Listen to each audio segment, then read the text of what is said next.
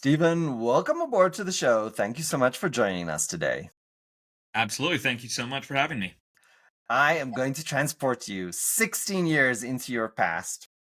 You are about to do what?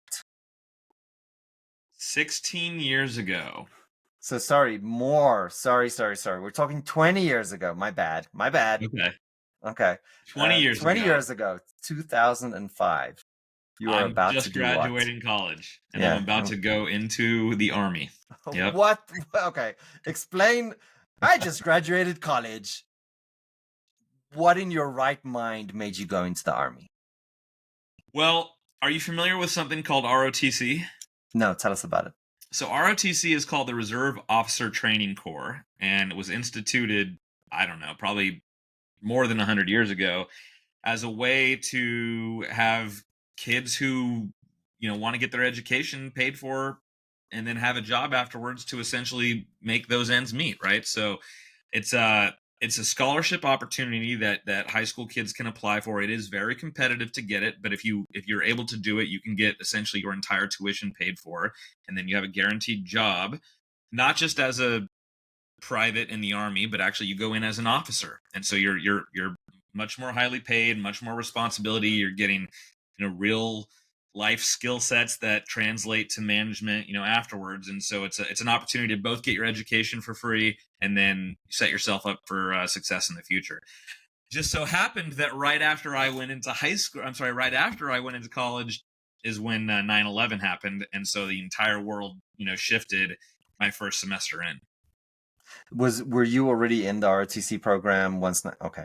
Yeah. Um, Describe that moment in time when you turn on the news, somebody walks into your room and say the Twin Towers have been hit. I remember, I will never forget that moment. I had just sat down in my seat to take a calculus test. Our professor rolls in, rolls the TV, everybody's watching. Or, no, I'm sorry, the TV was already there, right? We're watching. And then he walks in, turns it off, and hands it up the test. This is the craziest thing. I can't believe, I mean, this is a world changing moment for the first quiz of the semester. But anyway, that changed the whole world. Yeah, I mean, at that point in time, you're reevaluating your whole life. So this is surrealistic, but okay, you take the test. Somehow you do that, which is ridiculous. You finish the Very. test. What happens next?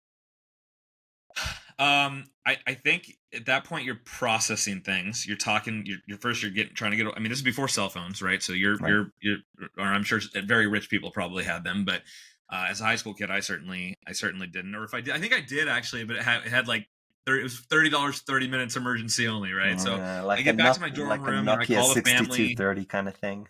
Yeah, exactly. If I remember right back, but yeah, and then you're at that point in time, the biggest thing for me was evaluating what I wanted to do and why I wanted to do it, and it was a very different world back then, and I was, it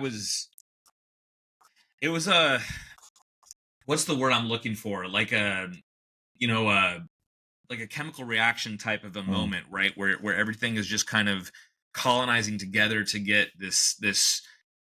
It's hard to describe the feeling, the patriotic feeling that was swelling in the country at that time, and I was upswept in it, and frankly, at that time, your best friends are already in ROTC. You're developing that community, that camaraderie, um, and I had a decision to make. I could have pulled out at that point, technically in the first year with the scholarship type that I had.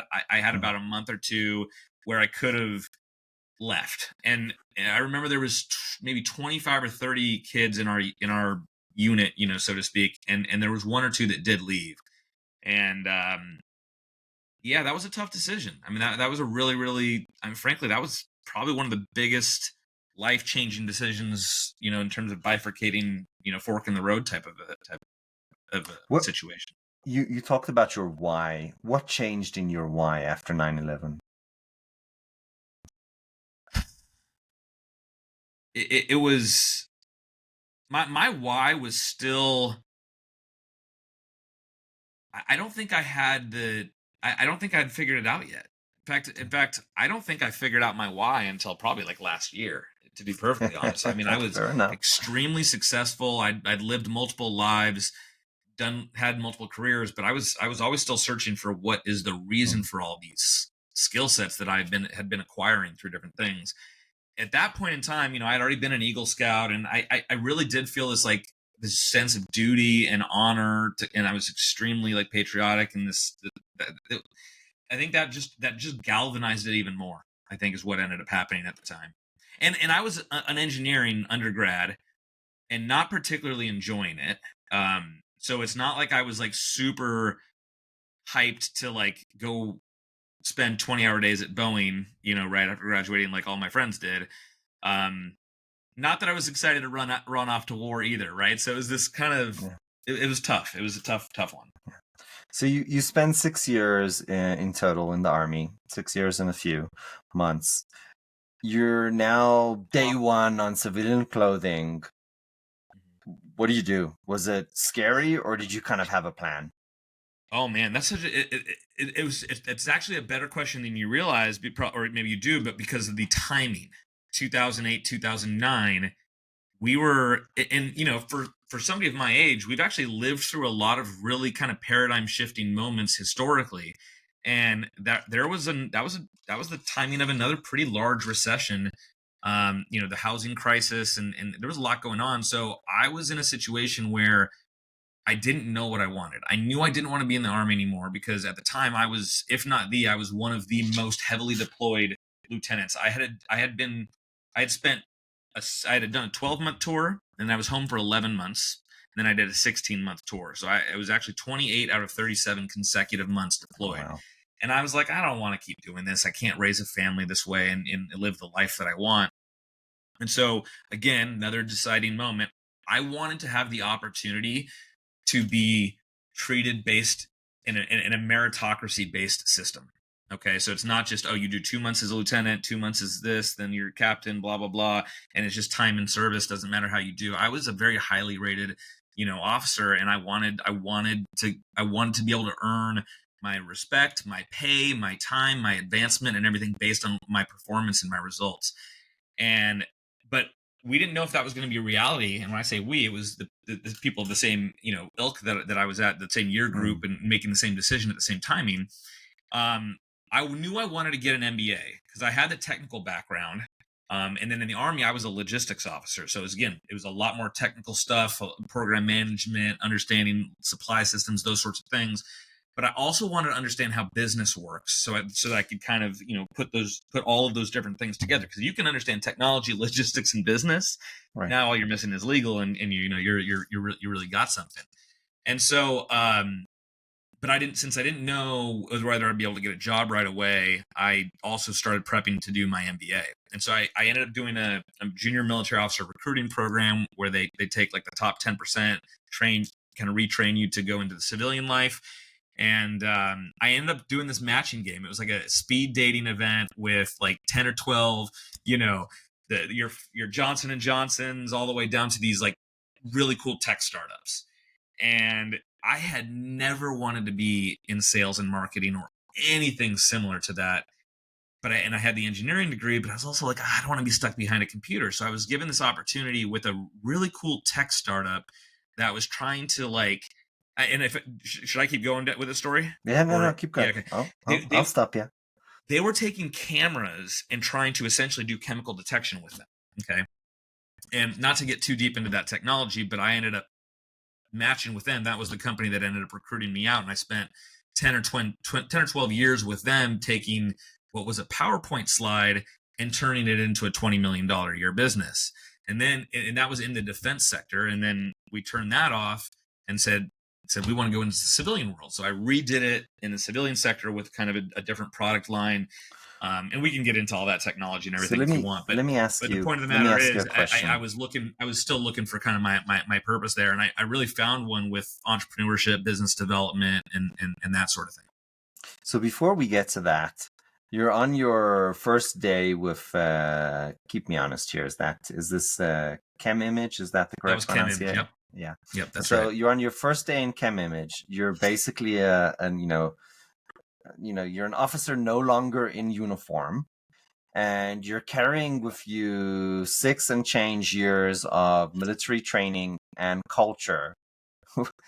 That must have imploded at some stage. Like, what was the moment where you're like, you know, you're not in the army anymore and this is a little different? And then my follow-up question to that is, what are the things that you took from the army that actually did work and did make sense Yeah. and did help you succeed? So what was the shit show, the horror story, and Yeah. then what was the stuff that really helped you go? So the really unique part about this is, and a lot of times I used to tell people, okay, I'm in BD. Well, what the hell does that mean? Especially 20 years ago, what does BD mean? Yeah. So I'd say, okay, well, I'm an English to English translator.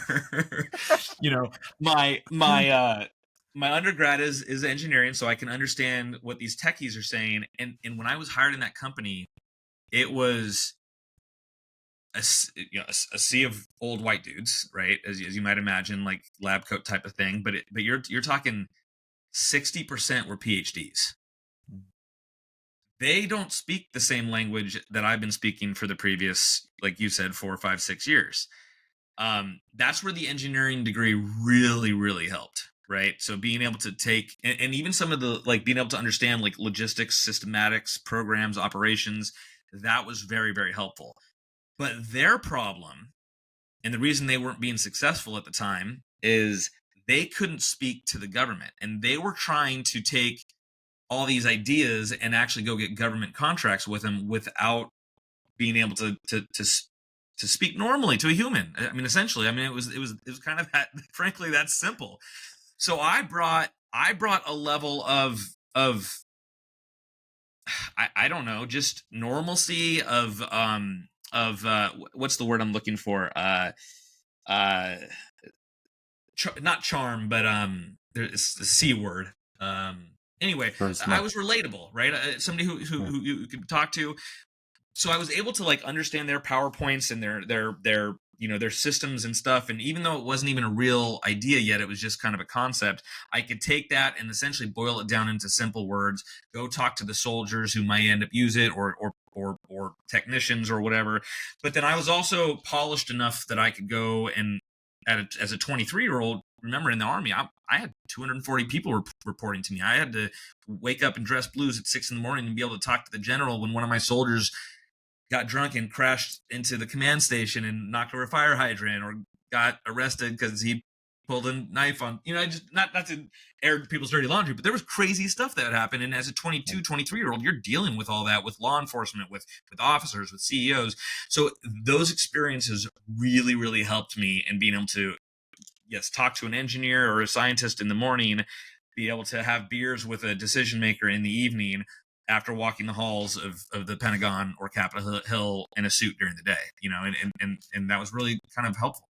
Were there any conflicts, kind of, I'm sure you did well working with the military on that side of it, but were there any conflicts with the PhDs, engineers, where you're like, okay, this is not the military, this is something slightly different? There was probably a few times where I maybe wasn't as polished. Tell us the story. remember one. Tell I us the remember one story. specifically. Yeah, I was frustrated. I had done a lot for the company. I'd already brought probably about 30 or 40 million in, and I had been promised some things, a raise. They were, sending me to get my master's degree, which I really appreciated, right? That was a very big plus to get paid for, but I also owed them time, and it was supposed to come with a promotion, certain things, and somebody got hired over me, which was a friend of the CEO, and of course, I didn't think he was doing a very good job, and we had a group outing to the local professional baseball game. We had a big suite and everything, and I may have had a few too many, and I confronted our CEO during the 7th inning stretch and basically told him how fucked up everything he was doing was, that he would do something like that when, and frankly, not only that, but how poorly the guy he brought in was doing, and nobody liked him, and he essentially was making decisions that had kind of fucked a bunch of stuff up. I suppose you want to know how that turned out. Yeah, I do. Not just me, our audience as well. I definitely got a call to come to the CEO's house the following Saturday, showing up, and meeting the family and stuff, which is not the first time I'd been there. I had been being groomed for some bigger things. And that was like my first time really, doing something that crazy. I was kindly reminded, that that's not the appropriate situation to do something like that, and that I was out of line. But 6 months later, he was fired, and I was given that raise, and it turned out to be really good for the company. So I'm not suggesting that that's the way to do things, but you got a you have little to be lucky very there. aware of the political capital that you have in an organization before you pull some shit. Let me ask you this. in retrospect, right? Sure, would you have done it that way? Or, let's say you looking at, Stephen, to almost 20 years ago, what would you advise him? How would he play that? What I would have done is I would have asked for a one-on-one meeting with him. And I would still have done the same thing. Ended up at his house having a conversation, but I would have asked for the opportunity in a much different way. And frankly, I probably those things would have ended up happening maybe even earlier had I done that. Right. Yeah. Here's the thing that I've noticed, right? When you take the war path, and then it's you against somebody else, and then a bunch of execs looking at it, looks like two people fighting, and then the execs are kind of like, okay, these guys don't play well. But when you take the path of, here's a yellow flag, here are the risks to the company, and here's how I would like to help. But if this shit don't solve itself, then we're gonna need to make some hard choices. You don't put yourself in that position of like, oh, I'm one of the two techies fighting over shit that nobody else understands, or like that's one of the situations. So I appreciate that context. And you know what? I've made many of these similar mistakes, I'll tell you. I was, we took a company from 13 employees to an $80 million exit, and the company is now worth $1 billion. Many years after I've left, and I did the pivot that with the CEO and the American CEO that led to this $1 billion company. There was a lot of politics involved. There was a lot of people who I perceived to be again a friend of the CEO who is not really doing shit right. And I kind of he was working on this thing. I won't say his name, but he was working on this thing for almost 3 years. And I came in, I fired the whole team he hired, and I got it done in 3 months, which led to, it was like $2.5 million in revenue per quarter. So, and then we did the back calculation on how much money we lost because of his idiocracy. I can tell you, I earned myself an enemy that day, like a long-term enemy. And I didn't even know what I was getting into. I was such a young idiot at the time. So, you got to learn your lessons the hard way in many cases, unfortunately. So I appreciate that. And I just want to say thank you so much for sharing that story. It's not easy to, share our failures. But it's, I used to think that important. way. I used to think that way probably for my first 30 years, but now it's like a lot of them I'm proud of because it it has put you where you are, and that's right. And now when you say something, it's coming from a place of experience. Yeah. And here's the thing, right? We hear the stories about the CEOs. They always tell their successes. What the stories that we don't tell is that half of the stuff that we do gets completely fucked up. The companies, don't always succeed when you're on the path of entrepreneurship. And if half of your companies succeed that you took from nothing, right, the seed stage, that's pretty good, actually, statistically. If you kind of benchmark that, it's actually pretty good. What you just said is actually the central to why I started coaching entrepreneurs. There are so many consultants out there that are like, oh, well, I was an accountant for 30 years. I can help you be an accountant. I'm a lawyer. I'm a former this. I'm a former that. What about the people who are trying to do something that have never been done? Yeah.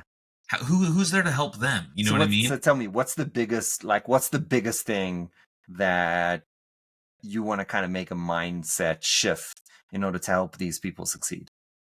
Well, my focus is on people that are really doing something that is highly disruptive or never been done before. So going into it, we already know that your likelihood of success is probably 10% or less. like you just said, right? 50-50, you're doing really, really well. Yeah. I'm going after the stuff that is way, way more risky, than that. So from a mindset shift, you have to come from a place of like essentially being okay with failure, Hmm. right? And that's really, really hard for people that are used to being very, very good at things. Yeah. How do you coach them when it comes to if they have families or girlfriends, or like what do you talk to them when it comes to the second and third circle of their environment and how this journey is going to impact them? If you have that many people that rely on you, don't take the leap until you have your systems in place to make sure that you're not going to cause anguish for people that are counting on you, right? Because at that point, if you're single, right? If you're single and it's like all you and your business becomes your baby, that's okay, right? You're taking those lumps and but if somebody else is depending on you, you have to be very honest with them and have that conversation about how it's going to impact them, and then let them make that decision for themselves as well. I Yeah. mean, I think you owe that to that person if they're that important to you. Like, It's such an important point. I mean, becoming an entrepreneur. So I've got multiple exits. I'm a Techstar alumni. I mean, there's a bunch of shit I did. But anyway, congrats. becoming an entrepreneur is not a decision that affects you. It's a decision that affects everybody around you, Hmm. including your significant other, your kids, and whatnot. So I really appreciate that comment. In fact, when I kind of became smart enough to understand this, when I would bring on co-founders, the wife or whoever was right there, and I'm like, this is what you're getting into. I want to make sure this is a joint decision Yeah, because shit will go south. yeah, And you need to be prepared for that. So yeah. I appreciate that comment. Honestly, that's probably, I can't say the number one. There's a lot of reasons that I'm marrying my fiance in a few weeks here, but that's one of them. Is I've started 2 companies from scratch while we've been dating and planning a wedding, and And and she's still marrying you. yeah, and she's still there. Like, and that's like Yeah. crazy Yeah. hours. But Yeah. you that's not trivial, and what I can tell the audience, and you can tell me if I'm correct, that included a lot of ups and downs on that road. Oh yeah. Oh yeah. Um Oh yeah. that's a, Not much sleep. not much sleep, but also like when you're in that mode of working your ass off, stressed, got a million things going wrong. And then you're also dealing with this person that you deeply care with. You're not always on your best behavior. Right. And sometimes your best behavior is reserved to the employee or investor or whatever because you don't want to piss them off. And then Unfortunately, when's yeah. the moment that you can be like so yeah, Yeah, it's a rough deal. it I is. gotta It gotta is. say on behalf of my wife and children. Thank Um you. Yeah.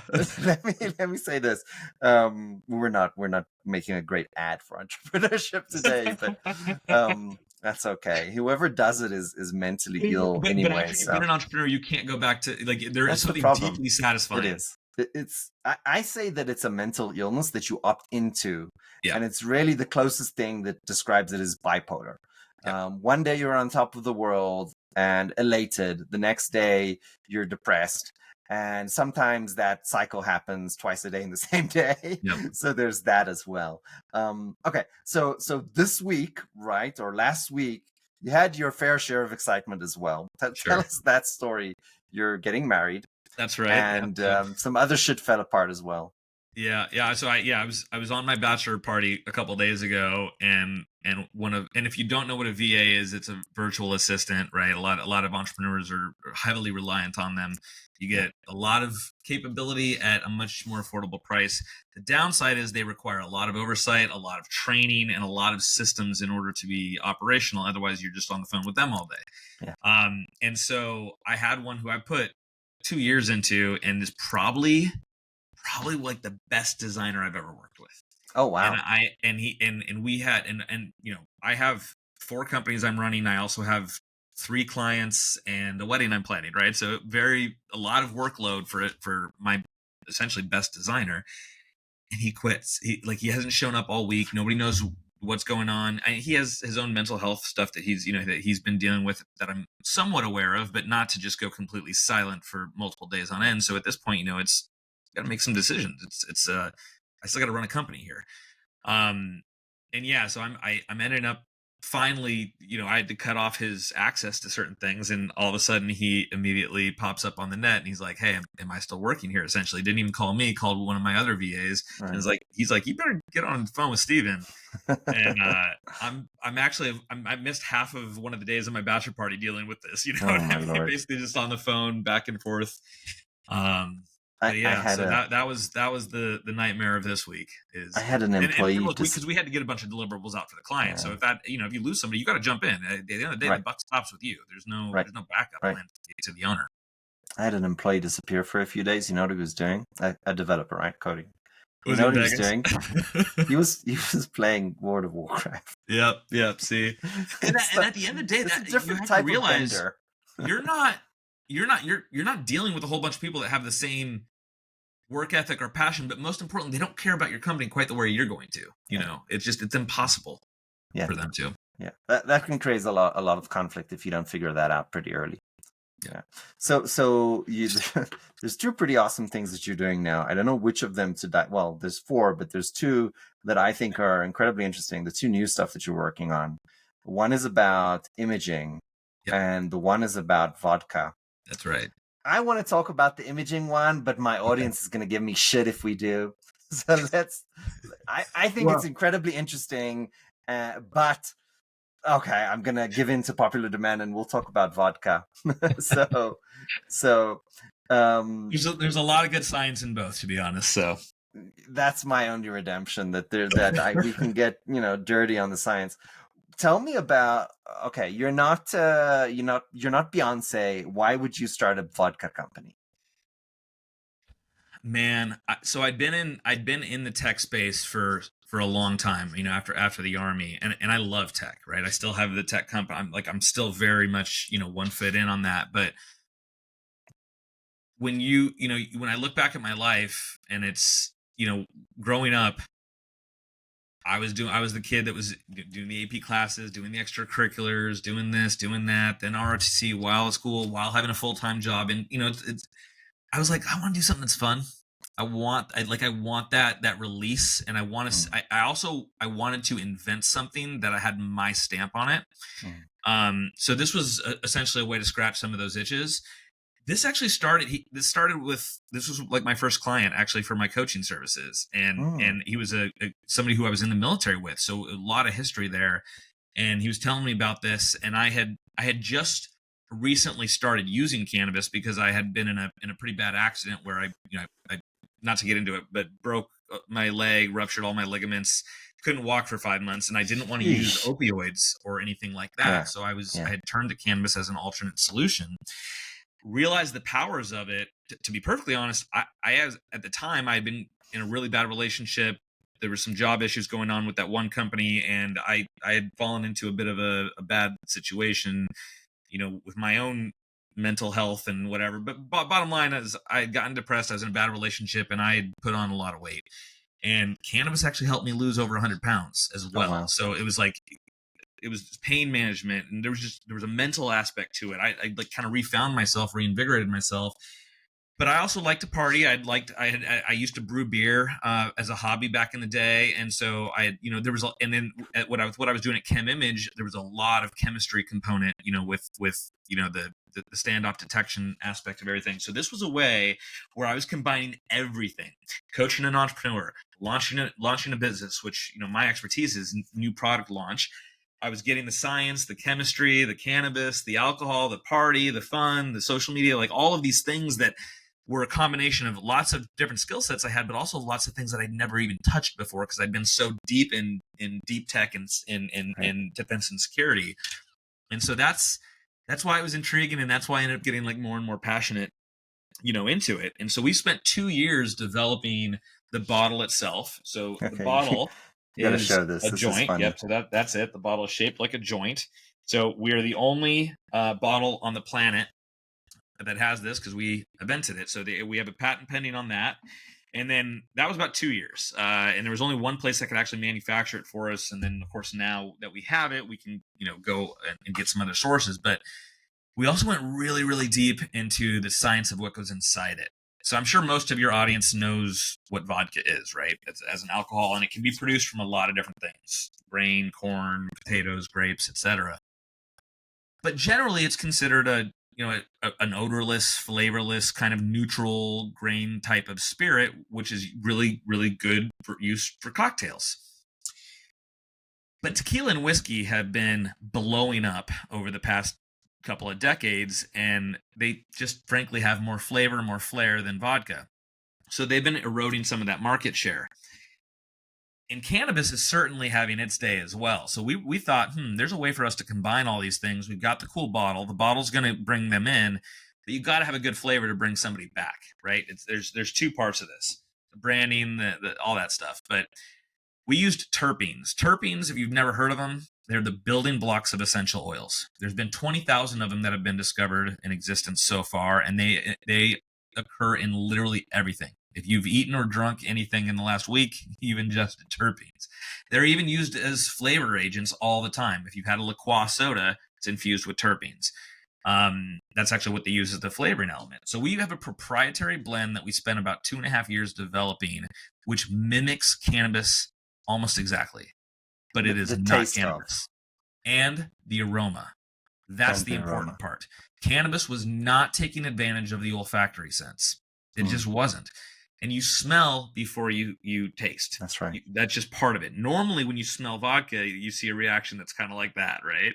Yeah. Now, with ours, it's a very pleasant, floral, sweet. We've taken all of the best parts of the cannabis plant and left all the bad parts. So there's no ass grass burn, bitter taste. We've kept all the sweetness, the smoothness, the smokiness, the earthiness, the floral punch. And so it actually acts kind of like a gin while still being a vodka. And because of the terpenes being all natural, they now enhance anything that you mix it with without adding sugar, without other sweeteners.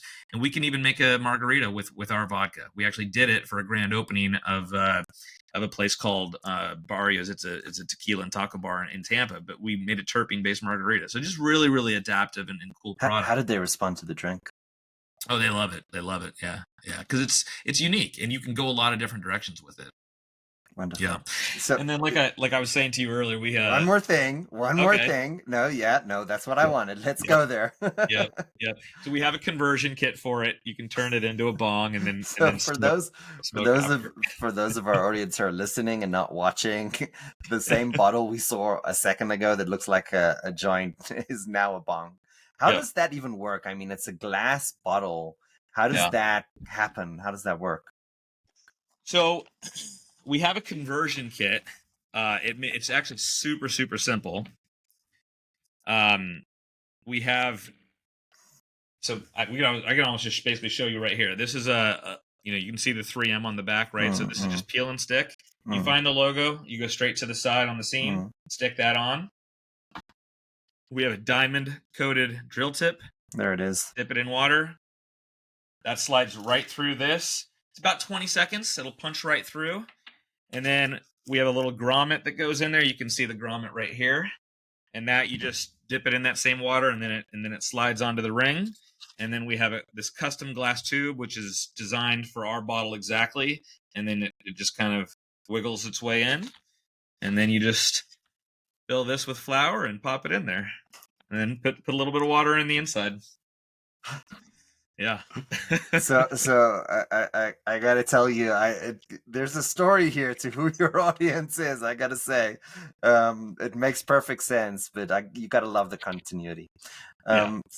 Stephen, believe it or not, this has been delightful, and we're out of time.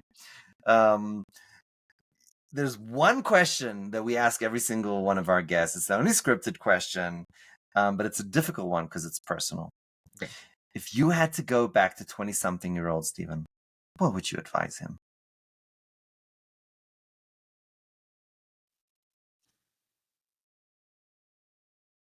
I'd probably tell him to be patient. Why? That's I was always in a rush to get to where I am, not to say I didn't enjoy the ride. I definitely did, and I experienced a lot of things. But I would say probably the patience and making sure to appreciate, all the people along the way, because you don't necessarily know how long. In fact, that one hits home pretty quickly, because probably one of the best bosses I've ever had, who's really young. He was my boss most of the time I was at Chem Image, the one that recruited me there. Out of nowhere, a couple months ago, stage 4, and I was he was going to be one of my potential investors, actually, for the vodka, and in the middle of between my first pitch with him to our second conversation, when he stopped answering, I was like, "What's going on?" I finally get a text back. He's like, I can't call you, basically, and I had to leave him. No, I don't want to get sad here, but yeah, it's appreciation, gratitude, appreciate it along the way for sure. But the successes, the failures, and the people. Stephen, thank you so much for coming on the show today. I really appreciate you. Absolutely. Thank you so much, Ari. I appreciate the time.